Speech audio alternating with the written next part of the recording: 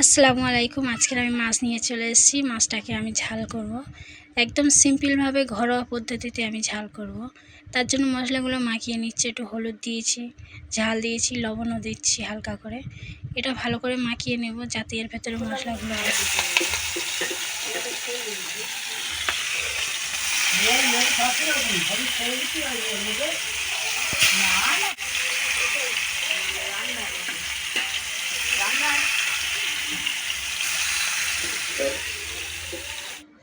মাছ আমার ভাজা কমপ্লিট।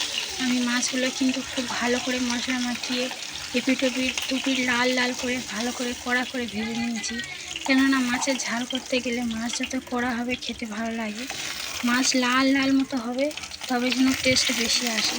তার জন্য আমি ভালো করে মাছটা লাল করে ভেজে নিয়েছি। ভাজা আমার কমপ্লিট। এবার আমি তুলে নিয়েছি, তোলাও হয়ে গেছে। এবার আমি পেঁয়াজটা কড়াই দিয়ে লাল করে ভেজে নিচ্ছি।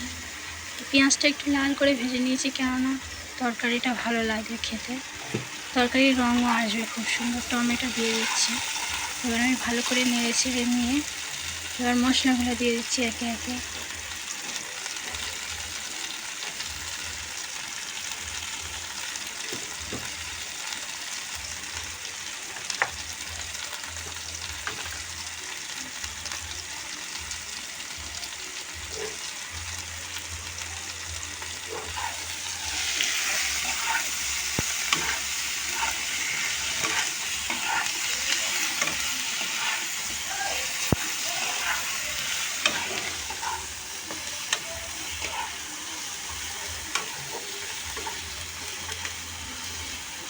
মশলা ভালো করে কষিয়ে নিয়ে এবার আমি পানি দিয়ে দিয়েছি।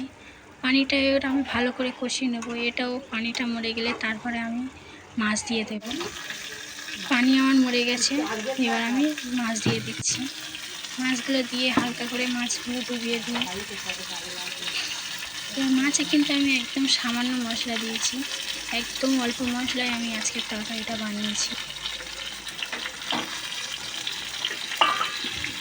দেখো তরকারি আমার পুরো কমপ্লিট।